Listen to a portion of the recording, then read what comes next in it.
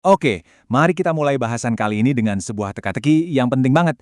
Kenapa ya dampak bencana itu nggak pernah sama rata?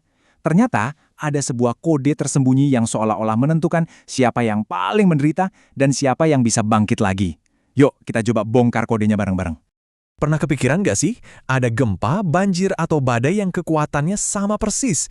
Bencana itu bisa meluluh lantahkan satu desa sampai rata dengan tanah, tapi desa tetangganya yang mungkin cuma beda beberapa kilometer, bisa pulih dengan cepat. Apa sih yang sebenarnya bikin nasib mereka beda jauh gitu? Coba deh kita bayangin dua skenario ini. Di satu sisi, ada komunitas yang hancur lebur, kehilangan rumah, kehilangan mata pencaharian.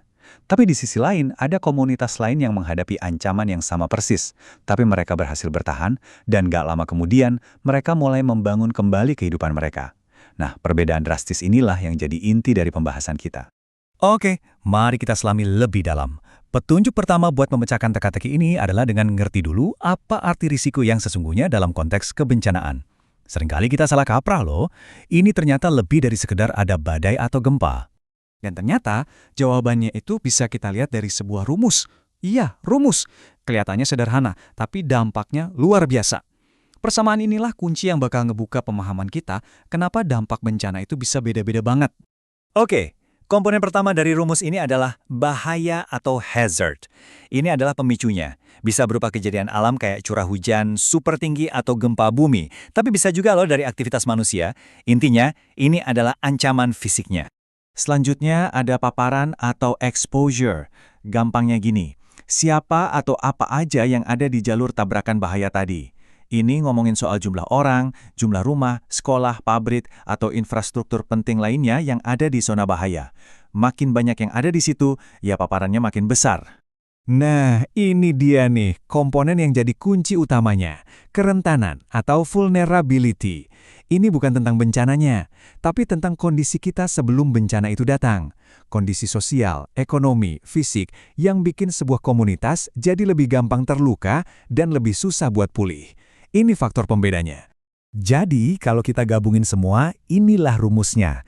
Risiko itu bukan cuma soal bahaya itu sendiri, risiko adalah hasil perkalian dari bahaya, dikali paparan, dikali kerentanan. Artinya apa? Artinya, bahaya yang dahsyat pun belum tentu jadi risiko besar kalau kerentanannya rendah. Sebaliknya, bahaya yang kelihatannya sepele bisa jadi bencana besar kalau kerentanannya tinggi banget. Yuk, kita fokus ke kerentanan ini. Soalnya inilah faktor yang seringkali paling menentukan nasib sebuah komunitas. Kerentanan itu ibarat kaca pembesar yang bikin dampak dari sebuah bahaya jadi berlipat-lipat lebih besar. Disinilah faktor manusianya bermain peran. Kerentanan itu bentuknya macam-macam loh. Ada kerentanan sosial, misalnya kemiskinan, atau tingkat pendidikan yang rendah. Ada kerentanan ekonomi, contohnya satu desa yang cuma bergantung sama satu jenis panen. Terus ada kerentanan fisik, kayak rumah-rumah yang dibangun seadanya dan gak tahan gempa. Dan yang sering dilupakan, ada kerentanan politik, yaitu saat sekelompok orang gak punya suara dalam pengambilan keputusan penting di wilayahnya. Ada satu kalimat yang nusuk banget dan merangkum konsep kerentanan ini dengan sempurna. Bencana lebih keras menghantam kelompok miskin. Ini menegaskan kalau ketimpangan sosial ekonomi itu bukan isu yang terpisah dari bencana. Justru, ketimpangan itulah yang jadi bahan bakar utama yang memperburuk dampak bencana bagi mereka yang paling lemah. Tapi tunggu dulu, ceritanya nggak berhenti di situ. Kalau kerentanan itu memperbesar dampak bencana, ada loh kekuatan lain yang bisa menekannya. Sekarang, kita akan bicara tentang resiliensi, kekuatan tersembunyi yang dimiliki sebuah komunitas. Jadi, apa sih sebenarnya resiliensi sosial itu? Ini adalah kemampuan sebuah masyarakat buat menahan guncangan, buat beradaptasi sama situasi baru yang kacau, dan yang paling penting, buat bangkit lagi setelah dihantam bencana. Gampangnya, ini kemampuan buat mantul kembali.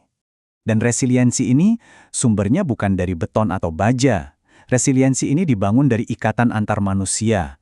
Solidaritas, semangat gotong royong, pemimpin lokal yang didengar dan dipercaya, dan jaringan sosial yang kuat antar warga. Inilah fondasi sejati dari komunitas yang tangguh. Jadi, kita bisa lihat ini sebagai dua kekuatan yang saling tarik-menarik. Di satu sisi, ada kerentanan, yaitu kondisi-kondisi yang narik sebuah komunitas ke bawah pas bencana datang. Nah, di sisi lain ada resiliensi, yaitu kapasitas yang justru ngangkat mereka buat bangkit lagi.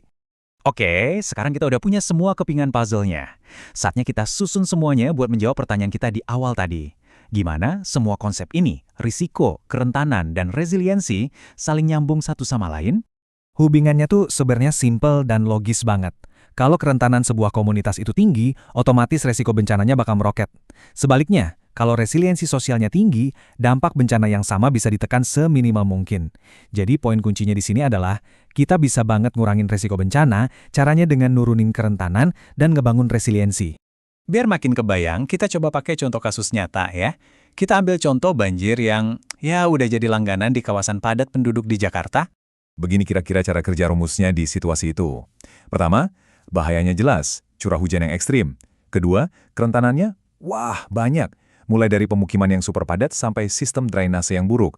Nah, kalau ini ditambah dengan resiliensi sosial yang rendah, misalnya nggak ada sistem peringatan dini antar warga, atau nggak ada rencana evakuasi barang, maka lengkap sudah. Risiko banjir yang merusak naik drastis. Nah, ini dia kesimpulan utamanya. Sesuatu yang perlu banget kita ingat.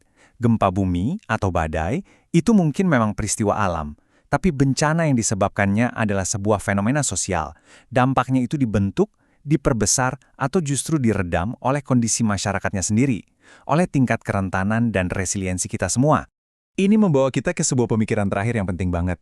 Kalau kunci buat meredam dampak bencana itu adalah resiliensi sosial, berarti kekuatan terbesar kita bukan lagi infrastruktur fisik, tapi koneksi antar manusia. Pertanyaannya jadi bukan lagi seberapa kokoh bangunan di sekitar Anda, tapi seberapa erat hubungan Anda dengan tetangga.